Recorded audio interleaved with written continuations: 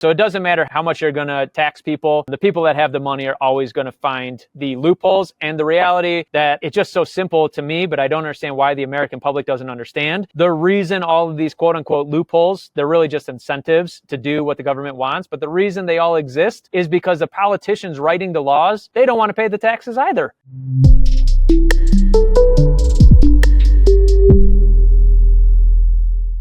Good morning, Mike. We have our coffee, right? We are enjoying our morning. It is July 24th. The biggest news right now is Biden dropping out of the presidential race, his bid for a second term. Unprecedented. Has not happened in the 250 some years of our country. Today, I want to talk about not all the political BS that's out there, all the mainstream media and the spins that they're going to put on it. Let's talk about the American people and how this affects their finances, how it affects their pocketbook and their dollars with this type of news happening. Yeah, man, I think the Republican side was excited to run against Biden. Kamala Harris doesn't have great polls against Trump, but definitely climbing over the last couple of days, better than Biden was. I don't think Biden really had a chance. So I think really when it comes down to it, it's just a discussion of Republican versus Democratic views and how that affects the pocketbook. But I think the most important thing is I think this evens up the race quite a bit. I think it's much more of a 50-50 now. After the Pennsylvania event, the assassination attempt, I think Trump really kind of had a backing and a rally cry from that. And I think the Democrats saw that he was gaining even more momentum than he had after the debate. And I think it was the right call by the Democrats. If you're a Democratic fan, I think you got a better shot now of taking back the White House. I would say, personal opinion, it looks like kind of 50-50. We'll see how the next few months play out and, once things really get rolling. But yeah, man, it's a totally different world if Republicans take the White House in November versus Democrats taking the White House in November. Taxes, we have a lot of taxes. We have bonus depreciation. We have IRS conversations. Estate taxes, those are sunsetting. A lot of big financial tax strategies that we use that are a totally different conversation depending on who's in the White House and what likely will be coming over the next 4 to 8 years, if they hold the White House. Right. And the topics that you just mentioned, those were still on the docket. Like regardless of if Biden was going to stay in, Trump, even looking back at the debate, he didn't have the nomination yet from the RNC, right? But those topics were still going to be relevant. And so to your point, it comes down to who's in the White House and who's going to take action on the things that are truly important to a lot of people. Social Security, Medicare, you can think of all the things that presidents like to talk about as they're running for office. But from a financial standpoint, the ones that you mentioned were always on the docket. Do you think people have, I don't want to say excitement, but they were more interested, or those financial topics kind of moved up their priority list after the debate or after the assassination attempt or after Biden announcing that he's not going to run for a second term? You kind of have three events there. Was it just kind of a waterfall of now people are like, okay, financially, this is where we got to go? Or was this even clear back to the debate a month and a half ago where people like, okay, things are starting to turn? Yeah, the most frustrating thing for me in American politics, and it just is what it is, both sides use stories and emotion to drive votes. They don't use anything that actually affects the pocketbook. Those are always secondary. So if you sat down, you pick an average American just walking down the street and tell them, hey, tell me what the financial beliefs are of the Conservative Party versus the Democratic Party, they're going to have no clue, generally speaking. Obviously, people we talk with, we try to encourage them to understand that, but they care about the emotional, the excitement, the story, the drama of politics, and that's what fires people up. Guns, abortion, those topics are why people in general America go out and vote, all those things, and they don't understand the financial side of that. So I don't think the finances carries enough weight like it should with people's vote, because there is a drastically different story depending on who's in the White House and who has Congress. The one huge thing for me, I think that drives me a little bit crazy is most people, they will defend. So, you can lean Republican, Democratic, but most people don't understand the bucket that they fall in. So when they say, for instance, we need to tax the wealthy, we need to tax these people, most of the people that are listening, they're talking about them. But everybody feels less rich than they really are. So everybody feels like they're talking about people above me. They're talking about people that make big money, but they're really not. When we talk about the rich, the taxes start rising very quickly around the $200,000 mark. You start hitting 3, 4, 500,000. That percentage in taxes that you pay is very high. And really, the people who make more and they say we're going to tax the wealthy, those people have teams of strategists to avoid paying those taxes. They have attorneys on their staff that are getting them out of those taxes. The people listening to the show are relatively always going to be within that 300 to 700,000. Sometimes we'll have, a million, but that $300,000 to $7,000 range takes the most heat on all sides because they think they're not rich. But what they really mean is they're rich enough to have the consequences of taxes, but they're not rich enough to pay the experts to avoid the taxes. And those are the ones that get hammered time and time again. So that's the saddest thing for me is when I see somebody making $500,000 and saying, yeah, we should tax the rich. And I'm like, you do realize that you are the ones we're talking about when we say tax the rich. So that's kind of one of the biggest things is I just don't think people understand the financial principles of both parties. And I don't think they understand where they fit in the bucket of rich, poor, middle class, and where the taxes hit them. Right. People hear rich and they automatically think Bill Gates, Elon Musk. They think of that level of like, yeah, we need those people to pay more taxes. They're worth billions of dollars. They should pay more taxes. But it's like the tax rate, there's, as you look at that progressive tax rate, there's a stopping point, right? There's a peak amount of like the highest marginal tax rate. Somebody who makes $1 billion or somebody who makes $1 million, there's that same marginal tax rate. Yes, somebody who makes $1 billion, if they pay all of their taxes, that's a very large number. However, to your point, there's teams of people who are able to bring that marginal tax rate down for those billionaires. And so to just put yourself in that same boat, they don't think that way, right? They may say, okay, I make a good income. I'm a physician. I'm an attorney, whatever it may be. But they're saying they're paying the same marginal tax rate as somebody who makes $1 billion. Most people we work with, that's the number one thing they say, right? My taxes. These taxes are killing me. But when we talk to people on, like a conversation about, selling a business, going to make $10 million, those conversations, they're not talking about their taxes because they already have bought the team to avoid paying those taxes, which obviously that's what we're doing, for the people that are with us in the family office. But every first meeting, when we look at that financial statement, they're paying the max amount of taxes. There is zero strategy in their game plan. So we have people, I think the anesthesiologist group is around that $700,000, zero game plan in avoiding taxes up until now. And that's what hurts. You make $700,000, it feels like a ton until you look at the financial statement and find out 35% of that is a donation to the government. And then you talk to people at that next level, they're making way more money, but they're paying 10% in taxes. So it doesn't matter how much you're going to tax people. The people that have the money are always going to find the loopholes. And the reality that it's just so simple to me, but I don't understand why the American public doesn't understand. The reason all of these quote unquote loopholes, they're really just incentives to do what the government wants. But the reason they all exist is because the politicians writing the laws, they don't want to pay the taxes either. So they're adding all these little runways that only they know about, or the people who can afford to know about them know about. And everybody else is getting clobbered. The people writing the laws and the people who can afford to be a part of the team writing the laws, those are the ones who get off scot-free. And the rest of America is, just paying the bill along the way. Yeah, absolutely. And obviously, a lot of that comes down to vote. And so, the House and Congress, who's got the swing? Who's got the majority, right? That's what everyone's always talking about. Like, Republican has the majority, Democratic has the majority, whatever it may be. Again, everyone in that room is making a pretty good income, and they have the incentive to create those incentives. And so the laws that are getting passed and the bills that are being pushed, they will say this is for the benefit of my constituents, but they're playing the same game, right? They make the same income. They're still an American citizen. They got to pay taxes. They're incentivizing themselves to do so. If I'm walking down the street and I'm passing you and I stop you and say, hey, what are the financial beliefs of the Democratic Party? Earlier you said most people wouldn't be able to answer that. I feel like you could. What would you say to me if I asked you that question on the street? Yeah, so financial beliefs of the Democratic Party is going to be more regulation. They want to decide kind of how things are played out in business, and they want to have their policies in place to dictate. And I'll just kind of answer back and forth, I guess, right? So the Republicans would be opposite of that. They'd have more of a free market that the American people, the supply and demand economics, and the American people will kind of dictate. So if a business is doing things and there's no regulation, but the American people don't like the way that company is doing things, they will stop buying from that company and it will weed itself out. The Democratic view would be that we need to regulate to protect the citizens. There's probably a happy medium of both, right?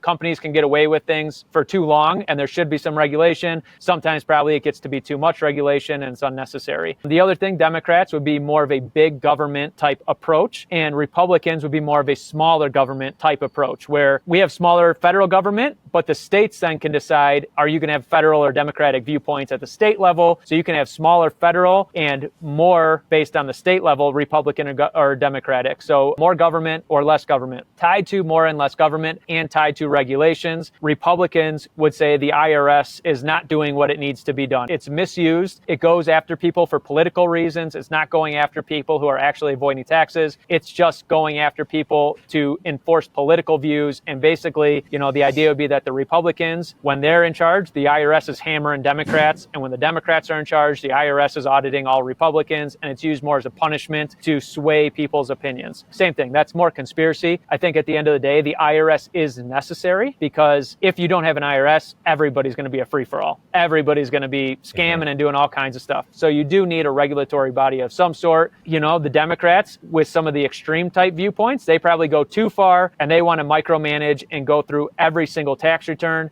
then just makes taxes more complicated. They're more costly to have them prepared. You don't understand, the tax strategies. So although the Democratic view on that point, I understand is necessary, the Democratic view creates so much complication that only the rich can actually implement tax strategy because it's just too much regulation and too difficult for the average American person to ever get through all that. I think there's good balance there of those last 2 points that you made of overregulation versus underregulation, and then IRS as a governing body versus kind of taking a step back. Because I think anybody, regardless of your viewpoint, when they came out, and again, this was under the Biden administration, having 80,000 new IRS agents to go out and essentially hunt was their job. That to me is some overregulation, trying to get too deep down in there. But then from the Republican side, they're probably like, yeah, that's probably good. We do need more IRS agents to make sure it's going well. But 80,000 was just too many. One of those geopolitical kind of figureheads, I would say, that you and I both follow, Peter Zeihan, had talked about how bringing it in, not only does that create more jobs, but just the infrastructure of having those factories, having everything in, we'll call it North America. I want to talk about the United States specifically, but just in North America in general, cuts down shipping costs, cuts down from a tax standpoint. There's a lot more incentives there from a tax standpoint for people to be here in the United States or in North America building. And so to eliminate the need for China and Europe and other places that we trade, it creates more effectiveness. And I think that's what people miss out on. They automatically, let's talk about this. The American people will hear, yeah, it's great, like USA, let's bring everything, onshore back to the United States. But then once it's here, people will say, well, now everything's going to cost more because it's American made versus it's much cheaper if we build it in China and bring it over. And so there's kind of that tug of war that people even have internally with themselves of like, yes, I want us to be more focused on what's going on in the United States and how we can keep everything in the United States. But then people will also complain about the cost of goods that are American made versus Chinese made. What are your thoughts there? Do you have those kind of internal battle as well? Yeah, man. I mean, those are the growing pains, that I was kind of referencing before. Is there's going to be growing pains, which is going to be higher prices and inflation. Unfortunately, our generations that are here right now, call it from say 70 down to probably 5-10 years old, we're going to heed those growing pains. We got to pay the higher prices. But I do think overall it will be best for the American people, for the future generations. I think it is important, even when we went to a global type of supply chain previously, that was best for people, but it was growing pains at that point as jobs left the United States to lower prices. People appreciate those lower prices. Now we're kind of just seeing a little bit of a shift and a swing, and things change, but I do think over time that will be beneficial for people. And I think that's a lot of what, the Fed holding rates where they are, because bringing stuff back home will cause built-in inflation. Prices will just be higher. It's just the cost of goods are going to be higher, but we're going to see higher prices at the checkout line. So inflation by that fact will rise. And I think that's somewhat of the reason, it's all just opinion, but I think some of the reason that the Feds are holding steady right now where they are and they're really pushing to the limits is because they know with this onshoring, prices are going to automatically rise. So the longer they can hold off this inflation caused by onshoring, the better they're going to be. That's really good. That's really good insight. I'm sure there's people that watch this that like, yeah, I haven't really thought of it this way. Speaking of those people, if there's someone who is, maybe they say, yeah, I lean Republican or I lean more Democrat, but overall, either way, they want to protect their pocketbook. They want to protect their finances. They want policies and procedures in place that give them or maximize their finances without going Republican or Democrat. What are the things that they should be thinking about? And then how might a Republican president help that? Or how might a Democratic president help that? Yeah, in a perfect world, if I could rewrite everything, man, I would do how the country was originally built, which, is really conservative views at the federal level, and then the states get to decide. So I live right outside Chicago, but I live in Indiana. Very Republican state, very Democratic state. So I think in a perfect world, you pick the state you live in, and your home can be where your viewpoints are most strong. I think that would be a perfect world, where federal government just has general oversight to make sure everything's fine, but we get to choose where we live based on the state. Obviously, that's never going to happen. It's gone far from that, but that perfect world, would be amazing in my viewpoint. People are kind of taking, think of the migration from California. Like, people are just realizing from a political perspective and the laws and rules that have come into place in the last however long Gavin Newsom's been there, not to pick on Gavin, but we should. The migration out of California to states like Texas, states like Florida. People are migrating out of New York and coming down to North Carolina and to Florida. I feel like people are taking a little bit of that action into their own hands to be able to make those moves. Big companies are even leaving as well, not just talking individual families, but large companies are leaving those states where the views and the restrictions are heavier on them. And you're seeing the migration to more of those, to your point, the red states, the more Republican states where there is a little bit more control that they have. Talk about that, or maybe don't even talk about that a little bit, but continue your thought. So here's the devil's advocate to that, because you are right. That is happening. Here's the problem. As these people go, they're going for financial reasons, but they're bringing their emotional and political viewpoints with them. So they want to save money, but they're bringing kind of their viewpoints with them. That's one side of things, is states start to change blue to red and red to blue based on these facts. The problem is too, is that people that are moving down south to these Republican states, and Texas, Florida, you brought up, are big ones. The problem with that is the only people who are making these big moves are the people who can afford to make these big moves. So if you don't make a lot of money and you have a steady, stable job, you maybe can't afford to jump ship from California to Texas, New York, down to Florida.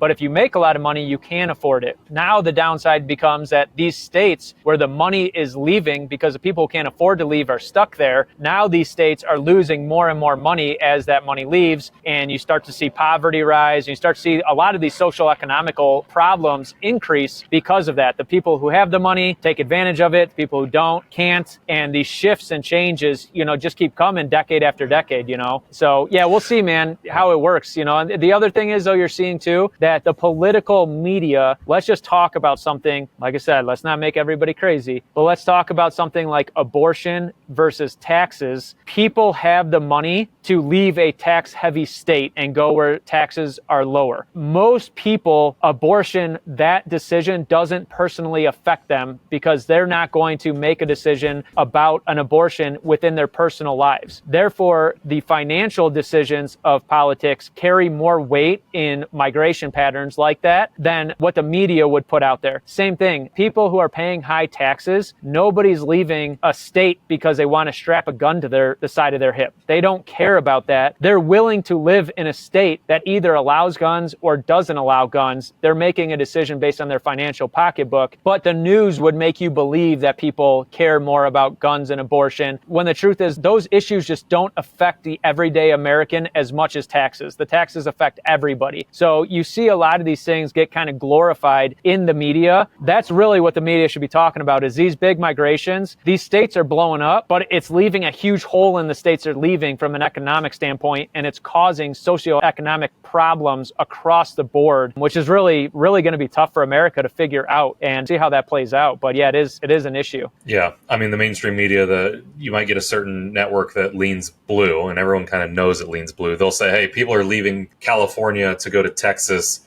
because the Republican Party is pushing for concealed carry gun carrying, and everyone wants to move to Texas because everyone in Texas carries guns. And that's how they'll swing it. But really the reason is, to your point, California's state income tax is 14%. Texas is 0. People are moving economically because of finances, not because of some of those other political views that people have. That makes me think then, and you very briefly mentioned it a second ago, of that's how some blue states turn into red states turn into blue states. Do you think people move because of financial reasons? Maybe it is taxes specifically, and then they still hold to their chest all of the blue beliefs that they have, and then more and more people that come in have those same beliefs. So then when there's a presidential nominee that really leans on all those beliefs that they hold close to their chest, that's how a state may turn red to blue or blue to red. Then it becomes a voting decision based on those hard-hitting topics and not because of the financial topics, even though financial is why they moved in the first place. Yeah, I mean, it seems to be, obviously this is all kind of in theory, right? But that does seem to be the case, because when you move for a financial purpose and then you get there and then at first you all of a sudden find out, I don't fit in here. My opinions and my beliefs in the community and in the tribe, we're all paying, say, less in taxes if we're using that example, but we don't agree on the way people live lives. I live my life differently than these people. And then as more and more of your friends come with those same beliefs, all of a sudden your belief system becomes a majority. And the people who do live there, let's say from California to Texas, use that example, the guy who's strapping a gun, at first the people from California feel very uncomfortable. But all of a sudden now there's a big majority of people who had the belief you should not walk around carrying a gun. And now all of a sudden the guy strapping a gun feels like he's the minority and going, we should be able to carry guns. And this big group of people saying, no, you shouldn't. I don't feel safe with my kids walking around and you have a gun strapped to your hip. And all of a sudden it becomes this, emotional political view, no longer financial political view. I mean, you understand it, I can see how that happens, but that does happen time and time again. It just takes, say, decades before those majorities start to shift and people start to change their opinions on how life should be lived outside of the financial impact of it. For sure. Absolutely. I think the last thing that I want to make sure that we talk about is, like, this could take a little bit more research on my end or your end, but just gut thought. The Republican nominee gets into office. From a financial perspective, what are going to be those one or two things that they implement? They're going to have the biggest impact on the American people from a financial perspective. If the Democratic nominee, whoever that ends up being, gets into the office, what are the one or two things that they may implement that is going to have the biggest impact from a financial perspective for the American people? I think really there won't be a ton of impact either way as far as new law. I think it really depends too on who wins Congress. So if you win both the White House and Congress, a lot of things will change. If you only win one and Congress, if the Republicans get the White House, Congress is Democratic, or vice versa, it's really going to be somewhat of a stalemate. I think the Republicans, with Trump in last time, got a lot of their agenda on taxes pushed through. The way they got it pushed through was with sunset clauses. And we're starting to see a lot of those items sunset, whether it be a state tax exemption, bonus depreciation. A lot of these tax laws are starting to sunset. I think if the Republicans get into office, I think those sunsets either extend or go away. And a lot of what we had previously stays in force. I think if the Democrats get into office, I think those sunsets stay strong. And those taxes that we've had over the past few years start to slowly go away. And those sunsets are a hard stop and they don't get renewed unless there's some sort of equilibrium where somebody gives something up in order to get the other side to say yes. I think the onshoring is coming no matter what. I think the onshoring with all these new jobs and businesses, I think if it's a Democratic Party in the House, I think very strong union. There's going to be a lot of big unions that gain credibility. You see that the Teamsters, actually one of their leaders supported Trump, was at the Republican National Convention. That's a total shift. The union has always been pro-democratic, pro-worker, and the Democratic Party has supported them. It seems to start seeing a shift there, but I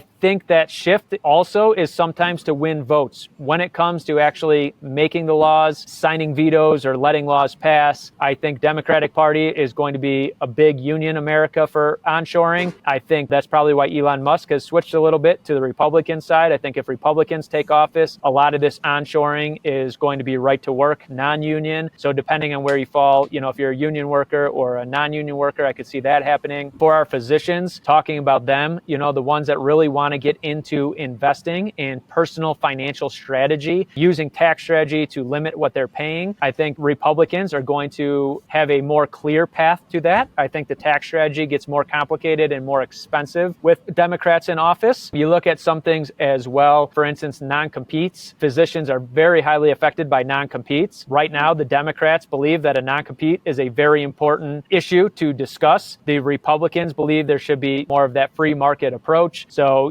those are going to have an impact whether the Republicans are in there or not. They're talking about terms on Supreme Court because right now the Supreme Court leans Republican, which means anything that any branch decides, if that goes to a lawsuit, ultimately the Supreme Court makes that final decision. So whoever's a president gets to say who the Supreme Court justice is if we have an opening. That will probably be one of the biggest impacts, is whoever holds the White House gets to place a justice if we have an opening over the next 4 years. I think honestly that probably carries the most weight. I think America looks similar no matter what, but that Supreme Court ruling and the sunset on the taxes is the greatest thing. At the end of the day, like I said, in a perfect world, you pick the state you live in and they control. I think it's going to be a 50-50 race. And really, what we do and, what we do with our members in the family office is, we always just say, hey, vote with who you think you should vote for, but realize strategy changes depending who's in office. So it's our job when November rolls around, whoever wins that office, to start setting up strategy and understand how are things going to change now with this person in office, and what adjustments do we need to make within the family office for our members to make sure they're prepared for the next 4 years of financial planning and strategy. So at the end of the day, it's a double-edged sword, but either way, you just got to be prepared and understand what do we implement based on who holds that office.